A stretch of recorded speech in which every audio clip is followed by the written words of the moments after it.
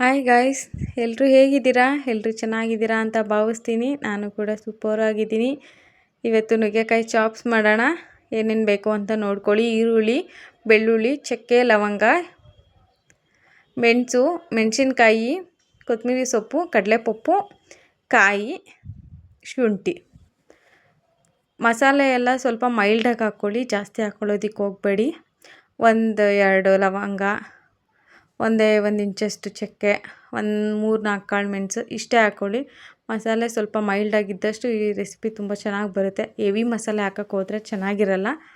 So ಅದಕ್ಕೆ ನೋಡಿ, ಒಗ್ಗರಣೆಗೆ ಬರೀ ಈರುಳ್ಳಿ, ಕೊತ್ತಂಬರಿ ಸೊಪ್ಪು ಸಾಕು. ಕೊತ್ತಂಬರಿ ಸೊಪ್ಪು ಅಡಿಷ್ನಲ್, ನಿಮಗೆ ಬೇಕಂದರೆ ಲಾಸ್ಟಲ್ಲಿ ಗಾರ್ನಿಷಿಂಗೋಸ್ಕರ ಯೂಸ್ ಮಾಡ್ಕೋಬೋದು. ನಿಮಗೆ ಬೇಡ ಅನಿಸಿದ್ರೆ ನೀವು ಅದನ್ನು ಸ್ಕಿಪ್ ಕೂಡ ಮಾಡ್ಕೋಬೋದು. ಅದು ನಿಮ್ಮ ಆಪ್ಷನಲ್ಲಿ ಬಿಟ್ಟಿದ್ದು. ನೋಡಿ, ಈಗ ಆನಿಯನ್ನೆಲ್ಲ ಫ್ರೈ ಆಗಿದೆ. ಆನಿಯನ್ನೆಲ್ಲ ಫ್ರೈ ಆಗಿದ್ದಾದಮೇಲೆ ನೆಕ್ಸ್ಟು ನುಗ್ಗೆಕಾಯಿ ತೊಳೆದಿಟ್ಕೊಂಡಿರ್ತೀವಲ್ಲ, ನುಗ್ಗೆಕಾಯಿ ಆ್ಯಡ್ ಮಾಡಿಕೊಂಡು ಆಯಿಲಲ್ಲೇ ಫ್ರೈ ಮಾಡಿ. ಬಿಕಾಸ್ ಆಯಿಲಲ್ಲಿ ನುಗ್ಗೆಕಾಯಿನ ಫ್ರೈ ಮಾಡಿದಷ್ಟು ನಿಮಗೆ ಟೇಸ್ಟ್ ಎನ್ಹೆನ್ಸ್ ಆಗುತ್ತೆ.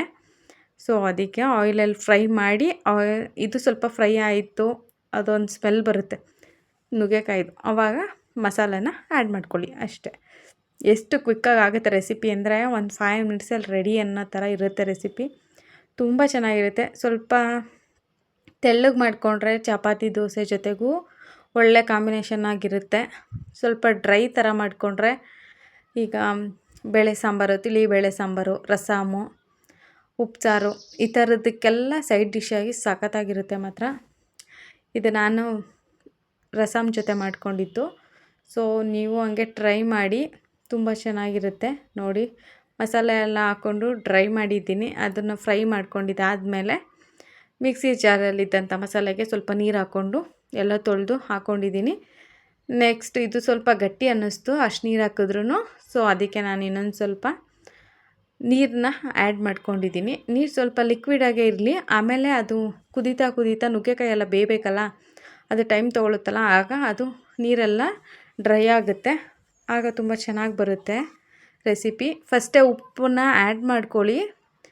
ನೀವು ಮಸಾಲೆ ಹಾಕ್ದಾಗೆ ಉಪ್ಪು ಆ್ಯಡ್ ಮಾಡ್ಕೊಳ್ಳಿ, ಯಾಕಂದರೆ ನುಗ್ಗೆಕಾಯಿ ಉಪ್ಪು ಹಿಡಿಬೇಕಲ್ಲ. ಸೊ ಅದಕ್ಕೇ ಈಗ ಉಪ್ಪನ್ನ ಆ್ಯಡ್ ಮಾಡಿಕೊಂಡ್ರೆ ನುಗ್ಗೆಕಾಯಿ ಎಲ್ಲ ಉಪ್ಪಿಡ್ದು ತುಂಬ ಚೆನ್ನಾಗಿರುತ್ತೆ. ನೀವು ಲಾಸ್ಟಲ್ಲಿ ಉಪ್ಪು ಹಾಕೋಕ್ಕೆ ಹೋದರೆ ನುಗ್ಗೆಕಾಯಿ ಉಪ್ಪು ಹಿಡಿಯಲ್ಲ.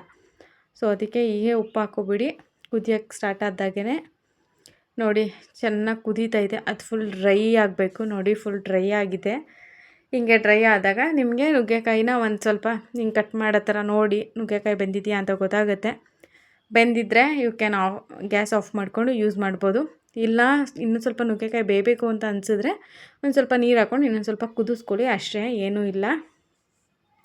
ತುಂಬ ಚೆನ್ನಾಗಿರುತ್ತೆ. ಟ್ರೈ ಮಾಡಿ ಹೇಗೆ ಬಂತು ರೆಸಿಪಿ ಅಂತ ತಿಳಿಸೋದನ್ನ ಮರಿಬೇಡಿ.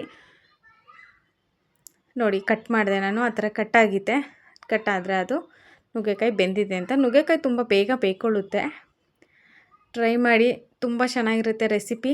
ಟ್ರೈ ಮಾಡಿ ಹೇಗೆ ಬಂತು ಅಂತ ನನಗೆ ತಿಳಿಸೋದನ್ನ ಮರಿಬೇಡಿ. Thank you for watching this video. Thank you so much. ಹೀಗೆ ಲೈಕ್ ಕೊಡಿ, ಸಪೋರ್ಟ್ ಮಾಡಿ, ಸಬ್ಸ್ಕ್ರೈಬ್ ಮಾಡಿಕೊಂಡು ವಾಚ್ ಮಾಡಿ.